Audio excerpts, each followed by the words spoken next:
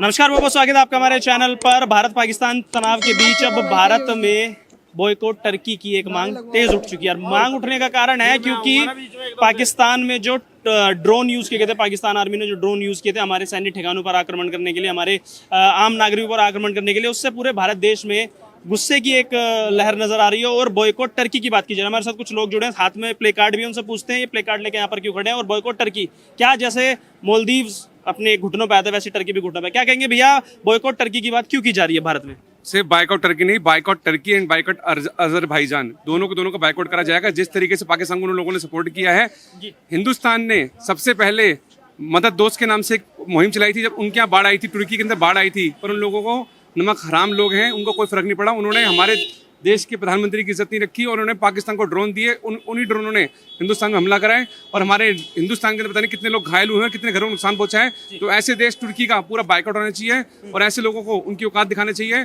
सभी हिंदुस्तान के नागरिकों से कहना चाहता हूँ कि तुर्की जाना बंद करो, तुर्की के टूरिज्म का बाइकआउट करो। जो हिंदुस्तान का नहीं, वो किसी काम का नहीं, उन देश के गद्दारों को, आतंकवादी के यारों को बाइकआउट करना चाहिए। बाइकआउट तुर्की। जिस तरीके से इस बार अंदाजा लगाया जा रहा था कि $300 बिलियन का जो टूरिज्म जाएगा तुर्की में, और उसी तरीके से मालदीव्स में भी हुआ था। जब मालदीव्स के कुछ मंत्रियों ने, वहाँ की सरकार के मंत्री ने प्रधानमंत्री मोदी के खिलाफ कुछ अपशब्दों का इस्तेमाल किया था, तो बॉयकॉट मालदीव की बात की गई थी। उसी तरीके से बॉयकॉट टर्की की बात की जा रही थी। तो $300 बिलियन का नुकसान होगा, क्या घुटनों पर आएगा ये अब देश? बिल्कुल घुटनों पे आना पड़ेगा। जिस तरीके से हिंदुस्तानियों ने अपनी एकता दिखानी है, उस तरीके से वो घुटनों के बल आएगा और रोएगा, क्योंकि जो हिंदुस्तान से टकराएगा वह मिट्टी मिल जाएगा। जो हिंदुस्तान का यार नहीं, वो गद्दार है। क्योंकि जिस तरीके से उसने अपने इस्लाम के नाते उसने मदद करी है पाकिस्तान की और ड्रोन भेजे हैं, उनकी औकात दिखाई जाएगी, उनका बाइकआउट करा जाएगा और पूरा हिंदुस्तान एक साथ होकर देश के लिए उनका बाइकआउट करेगा और उनके टूरिज्म को लात मार के बाइकआउट करेगा। क्योंकि पाकिस्तान के प्रधानमंत्री ने भाईजान कह के पुकारा है वहाँ की सरकार को कि हमारी मदद की है तुर्की ने, उनके वहाँ प्लेन भी उतारे गए थे। तो भारत के नागरिकों में कितना गुस्सा उसके लिए? बहुत गुस्सा है। और आतंकवादी का यार आतंकवादी ही होता है, और वो तुर्की भी आतंकवादी है, अजरबैजान भी आतंकवादी है, पाकिस्तान भी आतंकवादी, सबके सब आतंकवादी हैं। और सारा आतंकवादी एक साथ मिल चुके हैं और मिलकर हिंदुस्तान पर हमला करने सोच रहे हैं। तो उनको एक बात कहना चाहता हूँ, बाप तो बाप रहेगा और बाप तो बाप रहेगा बस। हाँ ठीक है भैया, बहुत बहुत शुक्रिया। भैया आप क्या कहेंगे कि जो दुश्मन का दोस्त है वो भी दुश्मन होता है हमारे लिए? टर्की जिसने ड्रोन दिए पाकिस्तान को, वो ड्रोन जो एक एक दिन में 400-500 की नंबर्स में उड़ाए गए, हमारे सैन्य ठिकानों को निशाना बनाए गए, तो बॉयकॉट टर्की की मांग कितनी सही है? और क्या ये देश अब अपने घुटनों पर आएगा? क्योंकि $300 बिलियन का नुकसान होगा इस बार, अंदाजा लगाया जा रहा है। सर देखो, दो चीज़ें हैं इसमें। पहली बात तो जिसकी जितनी औकात होती है वो उसके हिसाब से दोस्ती रखता है। पाकिस्तान के पास टर्की है, हमारे पास रसिया है जी। टर्की ने जितने भी ड्रोन्स दिए, जितने भी वो दिए, हमारे S-400 ने सब हवा में ही ध्वस्त कर दिए। और वो रूस और हिंदुस्तान का जॉइंट वेंचर था, समझ गए? तो अपनी अपनी हैसियत के हिसाब से दोस्ती होती है, पहली बात। दूसरी बात ये, वो गद्दार टर्की है जिस टर्की के अंदर में जब बाढ़ आई तो भारत ने सबसे पहले इसको मदद पहुंचाई। भारत ने इसको ऑपरेशन दोस्त के तहत में मदद की। लेकिन ये ध्यान से देखो इसको, ध्यान से, ये वही टर्की है जिसको भारत ने मदद पहुंचाई। और ये टर्की पाकिस्तान के समर्थन, न सिर्फ इसने अपने ड्रोन्स दिए बल्कि ये पाकिस्तान के समर्थन में भी खड़ा हुआ। ये वो दोगला है। तो इसका बाइकआउट भारत के अंदर में करना पड़ेगा। और जिसका भी डीएनए भारतीय है, जो सच में भारतीय है, वो बाइकआउट करेगा। इसको देखकर स्क्रॉल कर कर नहीं चला जाएगा। हर जगह सेकुलरिज्म, भड़वापन नहीं चलेगा। कहीं तो देश के लिए तो खड़ा होना पड़ेगा। सेकुलर भी अगर तुम हो तो कम से कम देशभक्ति तो दिखा सकते हो। तो इसका बाइकआउट होना जरूरी है। अजरबैजान और टर्की दोनों का फुल बाइकआउट होना चाहिए। हम कर रहे हैं और पूरे भारत से ये मांग करते हैं कि इसका बाइकआउट करें। Boycott Turkey, boycott Azerbaijan, also boycott China. Tourism के अगर लिहाज से हम देखें तो मतलब 2023-2024 पहले 2.5 लाख के आसपास लोग गए थे। इस बार अंदाजा लगाया जा रहा था 3 लाख भारतीय लोग जो है, जो टर्की ट्रैवल करने वाले हैं, क्योंकि वेडिंग डेस्टिनेशन के लिए हमेशा सबसे पहले टर्की को ऊपर रखा जाता है। तो ये अगर बॉयकॉट किया जाएगा, जैसे मालदीव को अपने घुटनों पे ले आया, बॉयकॉट करने के बाद क्या इस बार भी टर्की को उसकी औकात दिखाएंगे भारतीय? देखो साहब, बड़ी बात एक बताऊं, मालदीव का बॉयकॉट तो गवर्नमेंट ने बोला नहीं था। मोदी जी ने 4 फोटो सिर्फ लक्षद्वीप पे खिंचवाई थी, तब इतना बड़ा बॉयकॉट हो गया था। तो आज हम भारतीय इसकी मांग कर रहे हैं। और अगर सच में भारतीयों ने इसका बॉयकॉट कर दिया ना, तो ये घुटनों पे नहीं, ये रेंगते हुए भारत के पास हाथ जोड़ कर आएगा। इसको समझ में आ जाएगा कि इसने किस नीच पाकिस्तान से दोस्ती करी है, समझ गए? तो इसको अब हमें टूरिज्म के नाते, भारत आज पता है, भारत दुनिया की वो मार्केट बन चुका है कि भारत अगर कहीं पर ट्रैवल करना छोड़ दे, भारत कहीं का सामान खरीदना छोड़ देना, तो उस देश की औकात समझ में आ जाती है। मालदीव इसका बहुत बड़ा उदाहरण है, चाइना इसका बहुत बड़ा उदाहरण है। जब भारत ने एक बार चाइना का विरोध किया था, आपको याद होगा, तो चाइना घुटनों पर आ गया था। और आज भारत जिस देश का बायकॉट कर देगा, इतनी बड़ी बाजार है भारत की कि भारत जिस मर्जी को घुटने पर ला सकता है। हम आज कोई माने ना माने, लेकिन हम विश्व की सबसे बड़ी ताकत हैं। तो मैं अपने भारतीयों से ये निवेदन करता हूं कि इस हैशटैग को ऐसा वायरल कर दो कि हर एक भारतीय इसका पूर्ण रूप से विरोध करे और टर्की कोई ना जाए। आप देख लेना, आप 3 महीने टर्की का बायकॉट कर दो, सिर्फ 3 महीने, ये टर्की रेंगते हुए हिंदुस्तान से भीख मांगते हुए अगर घुटनों पर नहीं आ गया तो बात है। बाकी सरकार तो कह रही है ज्यादा से ज्यादा संख्या में भारतीय आए, हम इंतजार कर रहे हैं, अच्छी फैसिलिटी देंगे, अच्छा खाना देंगे, अच्छा टूरिज्म देंगे, अच्छी सिक्योरिटी देंगे, आइए ज्यादा से ज्यादा मात्रा में आइए। और बदले में भारतीय पैसा लेंगे और उस पैसे से ड्रोन बनाएंगे और वो पाकिस्तान को दे देंगे। ये बताना क्यों भूल जाते हैं? ये जो हर उसके अंदर में टर्म्स एंड कंडीशन लगी रहती है कि हम अच्छा खाना देंगे, हम ये देंगे, हम वो देंगे, उसमें भारतीयों से अच्छे खासे पैकेज पे दोगे ना, फ्री में तो दे नहीं रहे हो। अच्छा खासा लाखों रुपया भारतीय खर्च करेगा और उस भारतीय पैसे से ही वो क्या बनाएगा? ड्रोन्स बनाएगा, मिसाइलें बनाएगा, और वो किसको देगा? पाकिस्तान को। वो पाकिस्तान क्या करेगा? भारत पर इस्तेमाल करेगा। तो हम ऐसा क्यों करें भाई? जो हमारे देश का दुश्मन है, जो हमारे देश के दुश्मन का दोस्त है, वो हमारा दोस्त कैसे हो सकता है? पानी और खून एक साथ नहीं बह सकता। ऐसे ही आतंकवाद और टूरिज्म एक साथ नहीं हो सकता।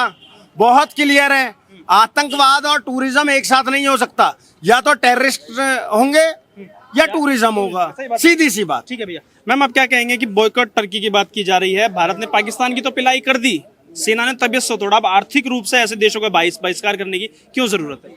देखिए, आर्थिक रूप से इसलिए ज़रूरत आज पड़ रही है क्योंकि जो भारत में आप बिजनेस करते हो, भारत से उसमें आप पैसा लेते हो।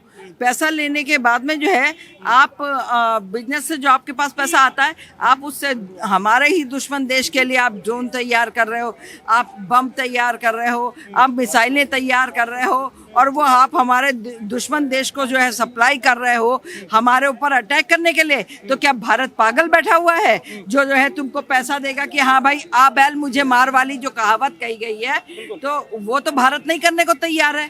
ठीक है ना? आज भारत के लोग, आज भारत के चाहे कोई भी बिजनेसमैन हो, चाहे आम जनता हो, सबने जो है इनका बहिष्कार करना शुरू किया। राजस्थान में उन लोगों ने कहा हम ये टर्की से जो है कोई भी मार्बल नहीं खरीदेंगे, और जो है दूसरी उसने कहा कि हम जो है इनसे कोई भी सेब नहीं खरीदेंगे, कोई चीज़ नहीं खरीदेंगे, इनका टोटल हम बाइकाट करते हैं।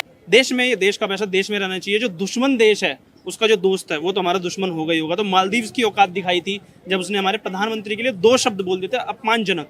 यहाँ तो एक देश है जिसके रक्षा उपकरण का इस्तेमाल दुश्मन देश कर रहा है और एक दिन में 500 ड्रोन दागे गए हैं, तो औकात में लाएंगे कैसे टर्की को? ये आतंकवाद का जो यार है वो विश्व का गद्दार है। और आज नरेंद्र मोदी साफ साफ सीधी सीधी बात एक चीज कहते हैं कि आतंकवाद से किसी भी तरीके का कोई वो नहीं है। अगर किसी भी आतंकवादी का कोई साथ देता है तो वो गद्दार है। तुर्की हो चाहे मलेशिया हो या कोई भी देश हो, अगर वो खुलकर ये सोचते हैं कि हम इस्लाम के नाम पर, हम जिहाद के नाम पर पाकिस्तान का साथ दे देंगे, हम बांग्लादेश का साथ दे देंगे, तो कहीं ना कहीं आप मानवता के दुश्मन हो। आप आतंकवाद को खुलकर सपोर्ट करके सिर्फ एक चीज दिखाना चाह रहे हो कि वो मुसलमान है। तो ऐसे टर्की का हम हाल इतना ही करेंगे कि ये यहाँ पर रहेगा। ठीक है, हमारे दिल में हमारी देश की सेना है, हमारे दिल में हमारी देश की सरकार है, हमारे दिल में हमारी देश की तिरंगा है। पर मैं टर्की को हो या कोई भी देश हो, उनको बता देना चाहता हूँ कि भारत के लोग जाएंगे आपके यहाँ, ठीक है, और वो आपके यहाँ पर जाकर घूमेंगे, खर्चा करेंगे, और उसके बाद आप उससे ड्रोन बनाओगे, मिसाइलें बनाओगे और वो पाकिस्तान को दोगे हमें। मतलब हमारा पैसा हम अपने ऊपर ही बम फुड़वाएंगे। मैं अपने देश के लोगों से गुजारिश करना चाहता हूँ कि आप लोग समझदार हैं। उत्तराखंड में बहुत जगह है, प्रयागराज है, बनारस है, आप कहीं भी जाइए। जरूरी नहीं है कि यहाँ पर तुर्की टर्की जाना जो मतलब आतंकवाद का समर्थन करे। एक बार बताइए, हमारे पहलगाम में 26 लोग मारे गए, क्या टर्की को समझ नहीं आया? हमें ये समझना पड़ेगा कि जिसको हमने चावल भेजा कोविड टाइम में, जब उनके यहाँ भूकंप आया, हम यहाँ से चावल भेज रहे हैं, आटा भेज रहे हैं, सब्जी भेज रहे हैं, दवाइयाँ भेज रहे हैं। क्यों? क्योंकि मानव वसुधैव कुटुंबकम की हम बात करते हैं, पर वही वसुधैव कुटुंबकम का क्या हुआ? हमारे ऊपर मिसाइलें हमारा फेंकी जा रही पैसा हमें पे खर्च किया जा रहा है। हमारे ऊपर मिसाइलें फेंकी जा रही है, हमारे ऊपर ड्रोन फेंका जा रहा है। और सबसे बड़ी बात, सूत्रों से जांच पता चली है कि उनके सेना अधिकारी वहां पर उनको ट्रेनिंग दे रहे पाकिस्तान में। कि मैं भैया आपसे जानना चाहूंगा 140 करोड़ की आबादी वाला हमारा देश, और वो जमीन पर पड़ा रहे। हमारी आर्थिक व्यवस्था पर चलने वाले तुर्की जो 300 बिलियन डॉलर का अनुमान लगा के बैठा था इस बार कि टूरिज्म से पैसा कमाया जाएगा, लेकिन हमारा ही पैसा हमारे दुश्मन को दिया जा रहा है, और वही दुश्मन हमारे ऊपर वो ड्रोन भी दाग रहा है। तो बॉयकॉट टर्की कब तक कैसे किया जाएगा? देखिए, आप जैसे हमारे जैसे देशभक्तों की जागरूकता की वजह से 60% जो टर्की की वो है कि बुकिंग वो अब कैंसिल हो गई है। मैं आगे एक बात और कह देना चाहता हूँ, टर्की एक आतंकवादी मुल्क है। खिलाफत इसी मुल्क से चालू हुई थी, भारत का बंटवारा टर्की की वजह से ही हुआ था, टर्की के खलीफा की वजह से। तो मैं कह देना चाहता हूँ, ऐसे आतंकी मुल्क को जो है प्रत्यक्ष रूप से भारत में आतंकी हमले करवा रहे हैं, पाकिस्तान को ड्रोन सप्लाई करके। भारत में जितने भी ड्रोन गिरे हैं वो अधिकतर टर्की के देखे गए हैं। अमृतसर में गोल्डन टेम्पल तक पे ड्रोन आ रहा था, उसे हमारे आकाश ने और S-400 ने रोक दिया। पुंछ में, रजौरी में, सांबा में जितने भी ड्रोन गिराए गए हैं वो टर्की के हैं। तो एडवांस टेक्नोलॉजी पे वो काम करता है। पैसा कौन देता है उन्हें? पैसा देता है भारत। भारत कैसे देता है? ट्रैवल के माध्यम से। तो इसीलिए हम कह रहे हैं boycott Turkey, boycott Turkey, boycott Turkey. Bharat माता की जय और भारतीय सेना विजयी भव। भारतीय सेना को विजयी बनाना है तो टर्की का आर्थिक बहिष्कार जरूरी है। भारत के लोग टर्की जाना बंद करें। ऑपरेशन दोस्त चला के हम लोगों ने इनके, जब भूकंप आया था टर्की में, उस समय पे मदद की थी। हमने इनको दवाइयाँ सप्लाई करी, सामान सप्लाई करा, हमारी सेना वहाँ पहुंची, लोगों की मदद करी है, इवैक्यूएशन किया, इनको ट्रीटमेंट किया। पर एक बात बताइए, इन्होंने क्या किया? इस्लाम के नाम पे शहबाज शरीफ को मदद करी। वो भाई भी बोल रहे हैं भाईजान। हाँ, भाईजान बोला, और ये भी कहा कि पाकिस्तान हमारा मित्र है इस्लाम के नाम पे। तो भैया, आप इस्लाम के नाम से वहाँ दोस्ती करो, हमसे मदद पा रहे हो किस नाम से? मानवता के नाम से। तो हम तो भैया ऐसे इस्लामिक आतंकवाद के विरुद्ध है, हम टर्की के विरुद्ध है। Boycott Turkey, boycott Turkey, boycott Turkey. जिज्ञेस भाई, आप क्या कहेंगे कि बॉयकॉट टर्की? और कुछ लोग ये भी कह रहे होंगे कि वो तो इनडायरेक्टली एक ट्रेंड चल रहा है सोशल मीडिया पे ये भी कि यूएस ने भी पाकिस्तान का साथ दिया, तभी मोदी जी के पास फोन गया। तो कह रहे टर्की को तो बॉयकॉट कर दोगे, यूएस की भी बात कर लो थोड़ी सी। देखो सर, यूएस तो पहले भी पाकिस्तान के साथ था। वैसे जहां तक मैं जानता हूँ यूएस ने साथ तो नहीं दिया है, लेकिन यूएस तो पहले से ही पाकिस्तान के साथ था। इनके रक्षा मंत्री ख्वाजा आसिफ ने क्या बोला था कि भैया यूएस के कहने पे, वेस्ट के कहने पे हम 30 साल से आतंकवाद चलाते आ रहे थे। तो यूएस ने तो हमेशा से पाकिस्तान को चुना था, तभी तो यूएसएसआर ने हमारा साथ दिया था, तभी तो हमने 1971 में पाकिस्तान की पिलाई करी थी। ये सब भूल गए क्या? हमारा मेन कंसर्न है टर्की।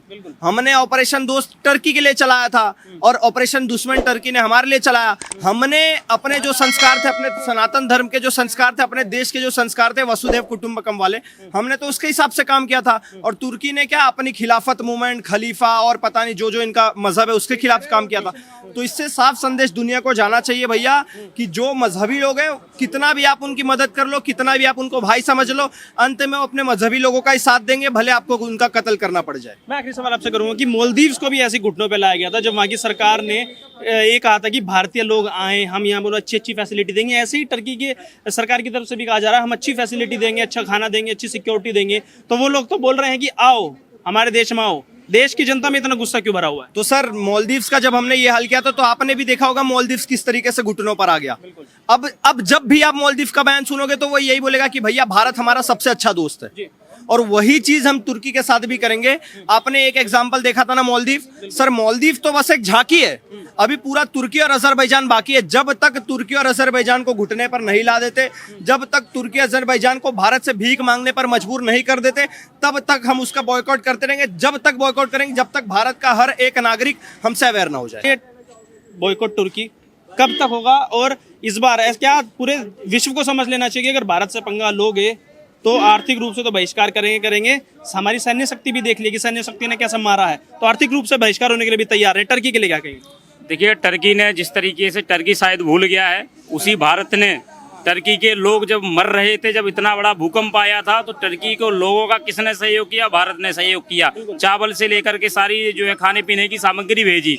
और वहाँ पर हॉस्पिटल्स भी बनाए, वहाँ पे यहाँ से डॉक्टर्स भी भेजे, दवाइयाँ भेजी। शायद टर्की वो भूल गया है, और ये टर्की शायद इसलिए भी है पाकिस्तान से, इसलिए अपनी दोस्ती निभा रहा है कि ये इस्लाम के नाम पर इस्लामिक बिल्कुल बिल्कुल ये शायद यही कर रहे हैं। तो टर्की सुन ले, ये नया भारत है, मोदी जी का भारत है, और घर में घुस के मारेगा तुझे भी, आर्थिक तंगी तेरे देश में आएगी। क्या टर्की पाकिस्तान की तरह बनना चाह रहा है? क्या टर्की में भी आतंकवाद फैलाना चाह रहे हैं? क्या टर्की के लोगों को भी आतंकवादी सिखाना चाहते हैं? तो सुन ले, ये टर्की होने नहीं देगा। भारत के यहाँ पे नरेंद्र मोदी की सरकार है, अगर आपका जो है सांप की तरह आपका फन भी कुचल दिया जाएगा टर्की, और भारत के लोग इसके जवाबदेही के लिए बिल्कुल तैयार है। और जो है मालदीव ने आपने देखा ही होगा कि किस तरीके से मालदीव भी घुटने में आ गया, और टर्की भी आने वाला है। टर्की ने भी स्टेटमेंट भी दी कि हमारे देश में आओ, आपका स्वागत है, ऐसा मत करो कि ना आए, वॉकआउट मत करो। हाँ बिल्कुल।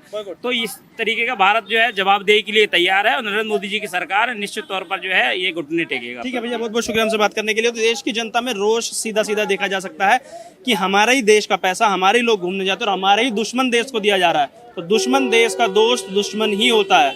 अगर भारत से व्यापार रखना है, भारत का टूरिज्म चाहिए, तो भारत के दुश्मन को दुश्मन मानना पड़ेगा। आपकी क्या राय है बॉयकॉट टर्की को लेकर हमें कमेंट करके जरूर बताएं। हमारी इस वीडियो में बस इतना ही। वीडियो पसंद आई तो शेयर, चैनल को सब्सक्राइब जरूर